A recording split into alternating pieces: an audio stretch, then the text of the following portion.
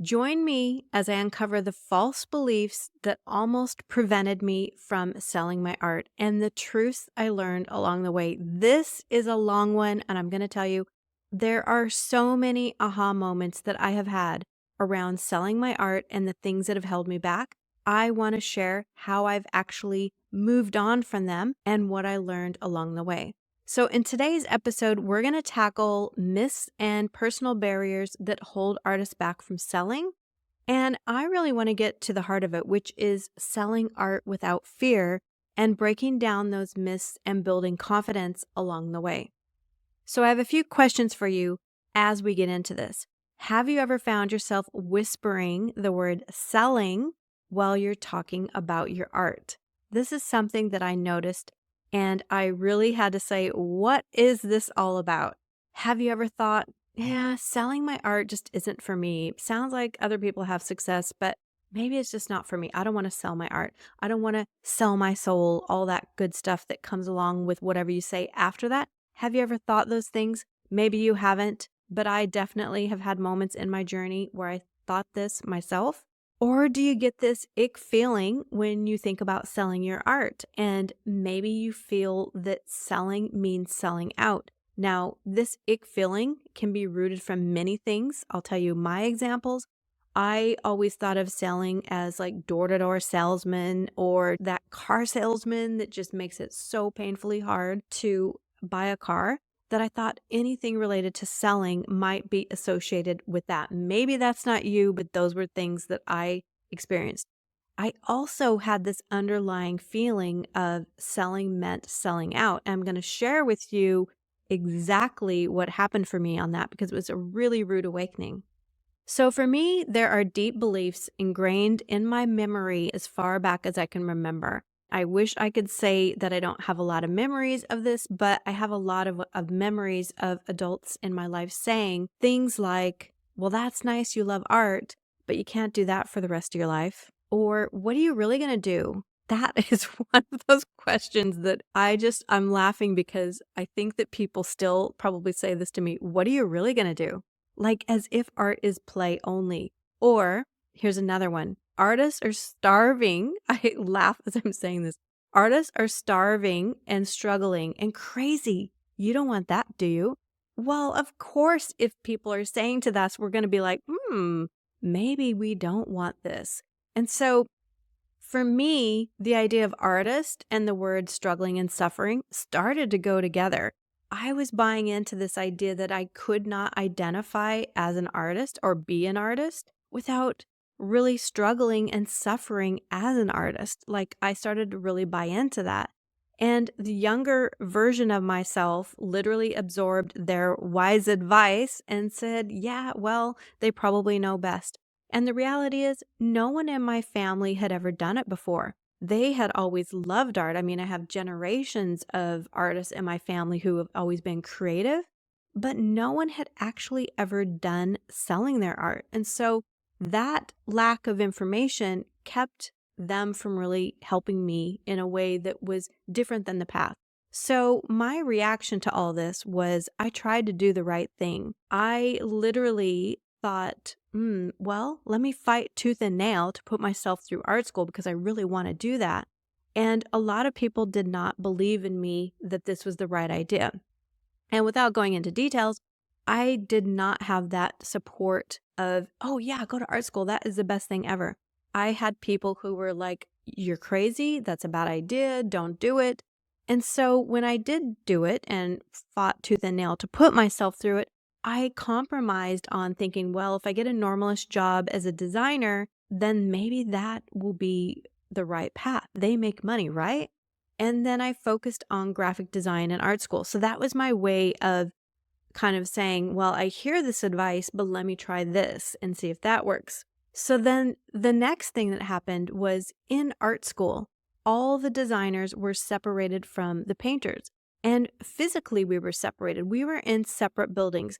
Now, no one said this out loud. I had a great art school experience, and no one literally said, oh, you're bad because you're a graphic designer. But we were the commercial artists. And there was this feeling that they thought that we were sellouts. And I know that no one said this, so FYI, if I ever went to art school with you, I don't remember anyone saying this, but I really feel like this was an undertone of that separation. And so selling as an artist started to feel like we were not true artists if we were to sell our art. And that is crazy because I look back and think, what on earth was I thinking while I was adopting these viewpoints? And so I started thinking making money from my art could be bad. So this was a belief that I started carrying around. And I'm telling you the honest truth, like this was literally like a backpack that I put on as a belief, and making money from art could be bad. This is a thing that I keep hearing over and over and over. So these stories started stacking up, and it was one of those things that I'm sure you have your own version of it. And I really challenge you to have a question about that. Like, look at your journey and notice these stories and how they might have been stacking up. And there was one that was really like the final sign. And again, I don't know that we ever completely escape these outside questions that make us go, But the final sign for me was living out my self-fulfilling prophecy, meaning I was starting to believe that making money from art was a bad idea. My beliefs started becoming true. And I had produced thousands and thousands of designs and sellable commercial ideas for corporate giants. I had even produced hundreds of designs in my own stationery company. And so I literally was really producing a high volume amount of art and ideas. And at the end of the journey, I was feeling like I had sold my soul to the devil. Now, hang on, because obviously to do this podcast, I did come back. But at that time, I had sold my soul to the devil. I had lost my unique perspective in pleasing myself and looked to please others. And I think this is what the true artists fear the most. In art school, this is the thing that they probably feared the most. And that word morphed from selling into sold my soul. I had separated myself from that true artist within me to make things commercially viable. And some of it was because that was my job and I was there to make these ideas commercially viable. So my art did turn into this commercial practice. And although I did have commercial success, it also burnt me out. I was fried by the time I was done with this. And I thought my chance as an artist was over. And again, if you want to hear more about my story, you want to listen to one of the earlier episodes around my story as an artist and my journey. I thought I was done. Like, that's it. I'm never going to do art again. And I laugh now because I can't even believe that I even thought this, but I thought I was all washed up because I was like, well, that's what it looks like. I'm fried. I'm done. I've got nothing in the tank. So I didn't even put pencil to paper for over a year. And as I get perspective through the years, I really realized it turns out that it was my unique perspective that was the real key to the success. And somehow I had lost sight of that. Now, there's so many lessons in losing sight of our unique perspective that I do want to share an episode around that. But lucky for me, it wasn't my last chance, and fate had other plans. I had another chance years later, after I stopped really doing a lot of design work and product development and any of that kind of art stuff. Years later, I leaned into art to heal my soul just to please myself after my dad had suddenly passed away. I literally was just trying to heal my soul. And so luckily through that process, I found my soul again, and I found that inner creative being that wanted to express herself without worrying about anyone else. And that was a huge aha moment for me because I was like, I can find myself again. I love this. And I vowed I would never sell my soul again, meaning I was hesitant to sell my art.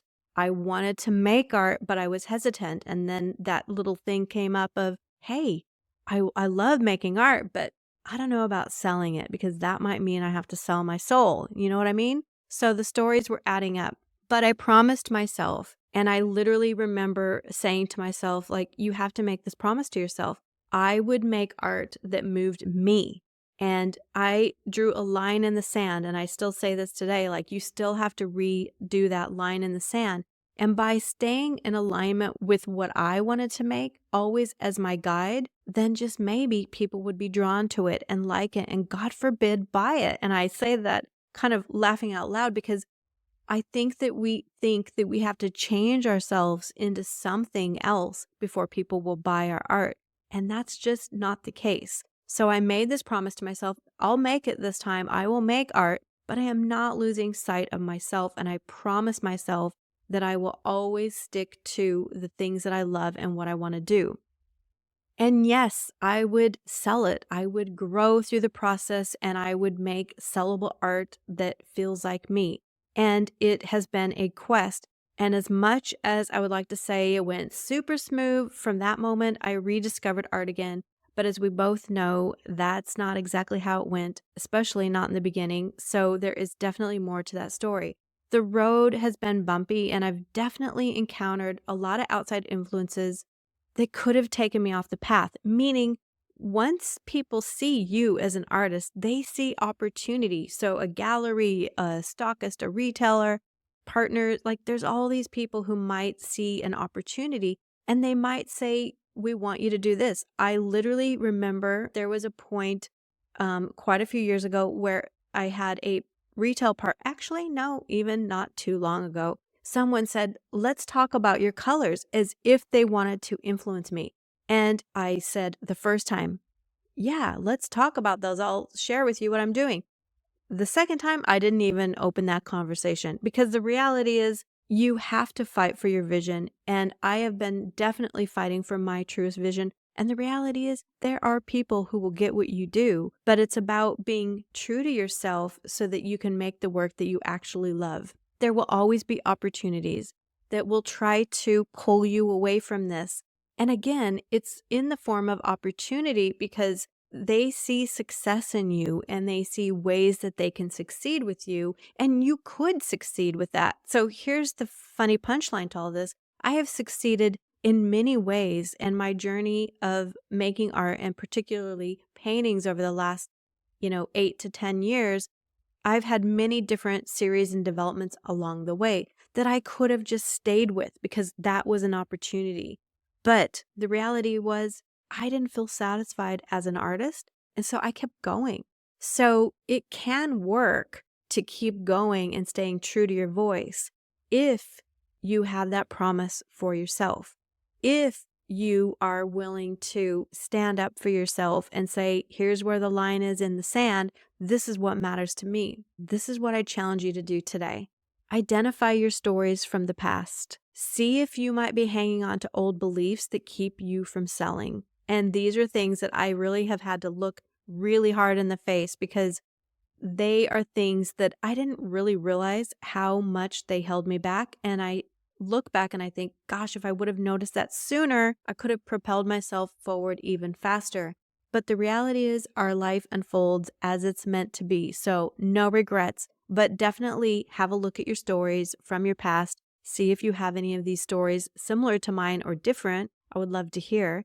And see if you might be hanging on to these old beliefs that keep you from selling. And here's a phrase that I really love and I live by. Whether you think you can or can't, you're probably right. And what I mean by that is if you think you can't sell, then you're not going to sell. That's the truth. If you think you can sell, then yes, you can, and you will find a way. The solutions don't always appear as easy when we're in the problem, meaning you have to believe that you can and the solution will reveal itself. But if you think you can't, you're never going to sell. And that is the truth.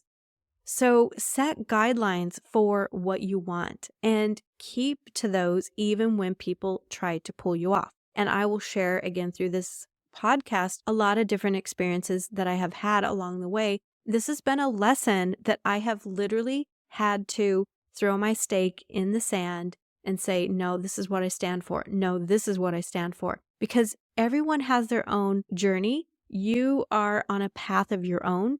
And if you don't stay true to your guidelines and what you want for it, other people will say, here's what I want for you instead. So stay true to your guidelines and set guidelines. You're the only one who can change the stories that keep holding you back.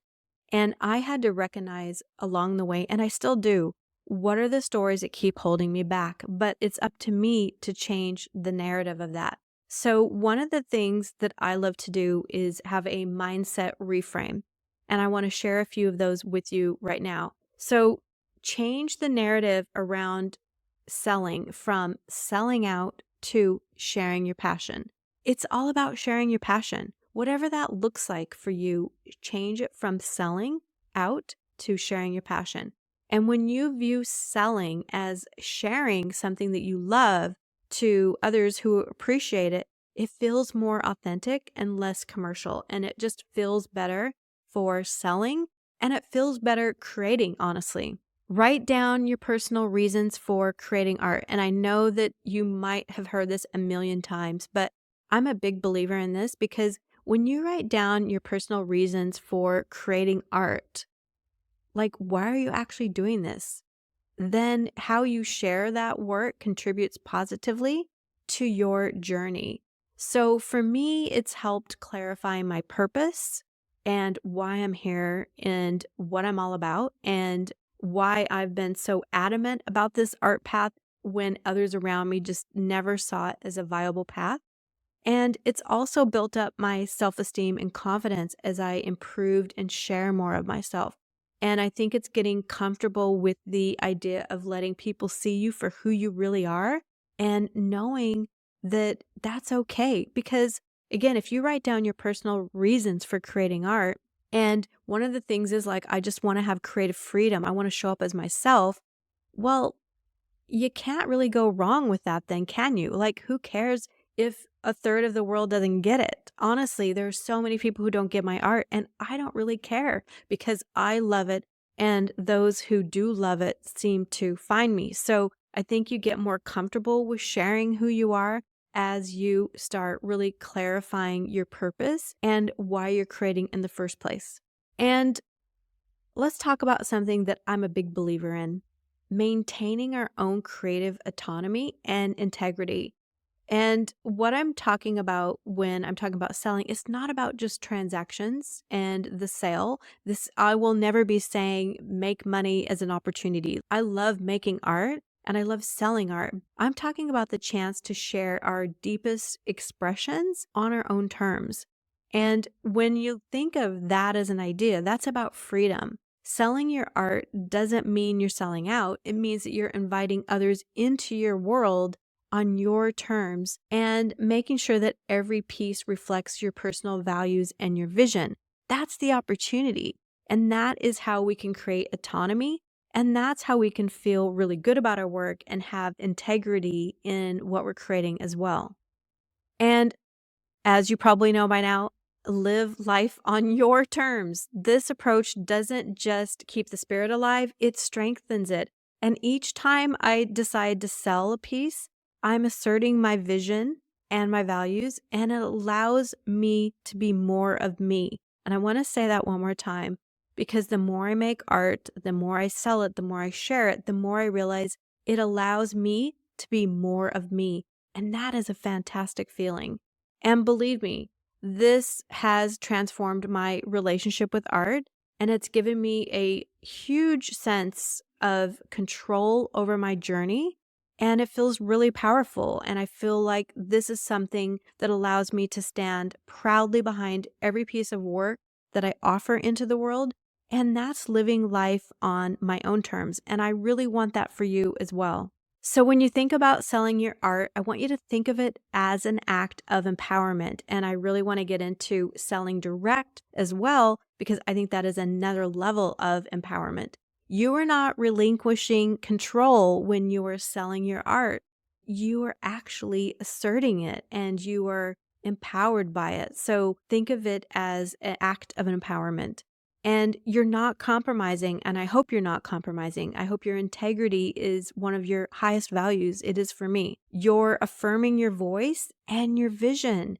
And this is what it means to sell with integrity, keeping true to ourselves and our art. And again, I'm a big fan of like, just be you.